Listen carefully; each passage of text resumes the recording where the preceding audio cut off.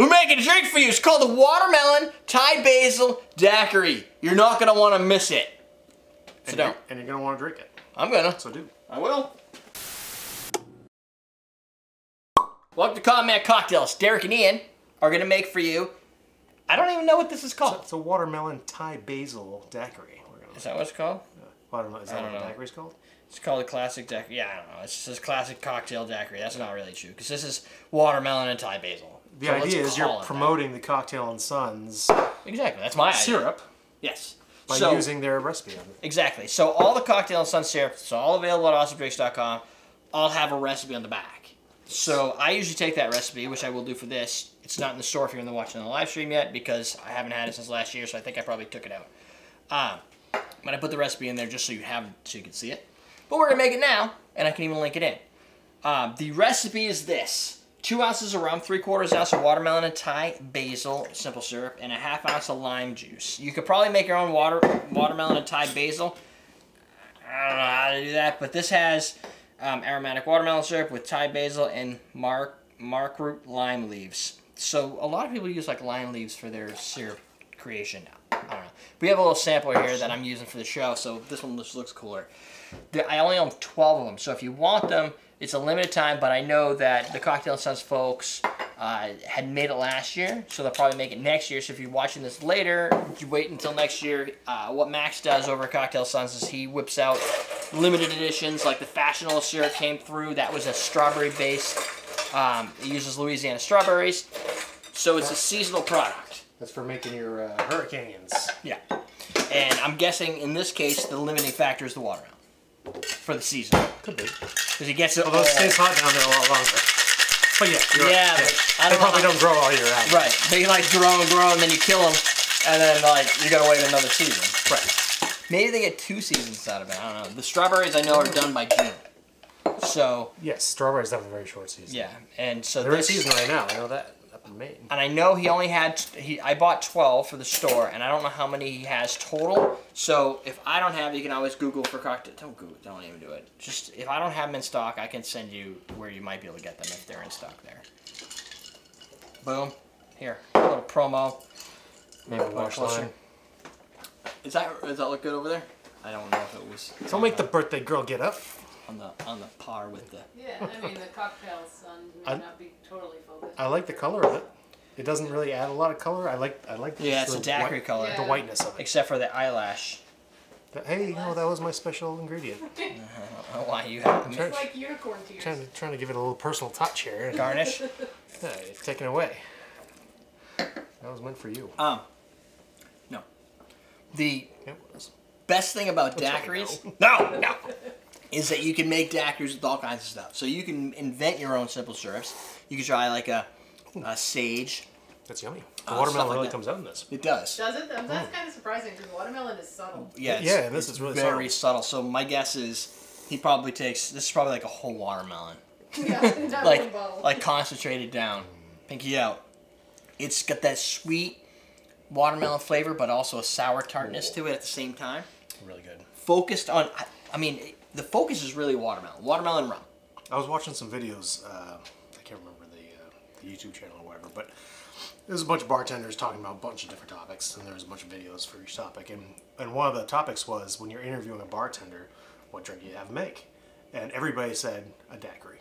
Because you'll know if they know how to make it or exactly, not. Because you can really mess it up. It's basic cocktail math, right? Right. But it's also a combination of the different flavors depending on the syrup you pick or the rum you pick. And the experience of combining those. Yeah, the experience of combining them and how you shake and all that stuff. Because it's a simple drink, but can be complex. Like it can be complex. This is 2 ounces of rum, 3/4, 1/2. So there's Right. less sour in here. So, but if you were to make your own watermelon Thai, But this probably has a little bit of sour in the thing. And this is heavier than a 2-1-1 because it's a 2 3/4 1/2, so it's going to be stronger than your standard. Yeah. But it doesn't taste that way. The thing is, what he did is he balances it out towards the profile of this. One of the beauties of, I mean, not to sound sales pitchy here, go buy my syrups, awesomedrinks.com. But the beauty is the consistency is the same, right? So if you make your own, it's only going to be as consistent as that one you made. The next batch could be completely different. If you go to the store and you buy a whole bunch of different watermelons, we love, my kids eat watermelon all the time. And the watermelon, week to week, is varying. Month to month is huge. Like, when you get to the end of the season, they're not nearly as good. Depends how long it's been sitting, where it's been growing, how big it is, how it got fertilized, how much water it had growing up. Max goes and buys the watermelons from farmers and stuff. I mean, I don't know specifically where he goes for these. I know he does that for the strawberries. I know he does it for his cane sugars and everything. So, you know, you're getting it from farm to bottle. Nice thing about in a consistent manner. Yeah, because when you're making it at a factory or something where Max is making it, he's making big bulk quantities. Right.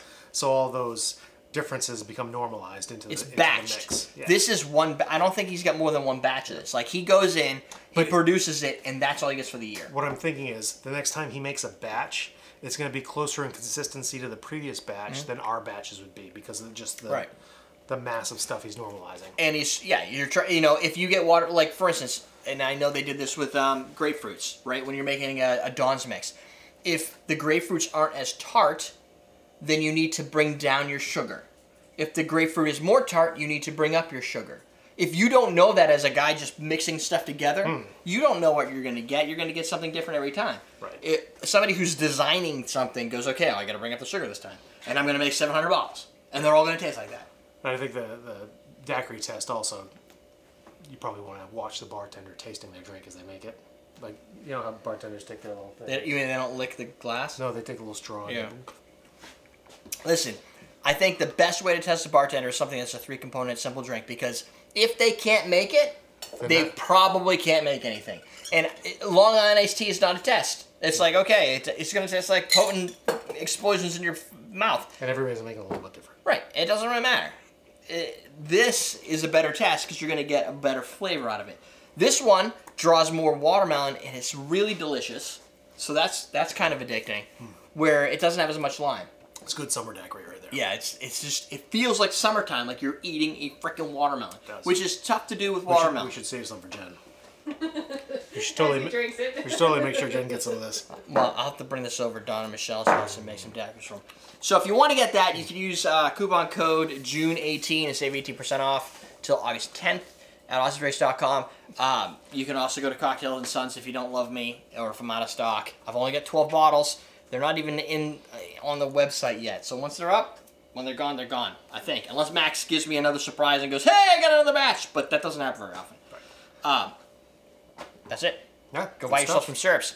There's a sidebar. I'm going to throw some videos over there. I don't really know what they are. I just don't care right now. Down below. He'll care later. I'll care later. Is the bartender starter kit. You can pick that up when you're picking up your watermelon Thai basil. Then you can make your daiquiris and have all the crap you need like Ian just did here. All the same stuff to make them at home.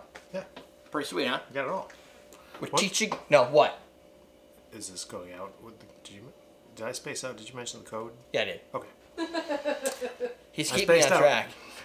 But we're teaching you how to drink anyway.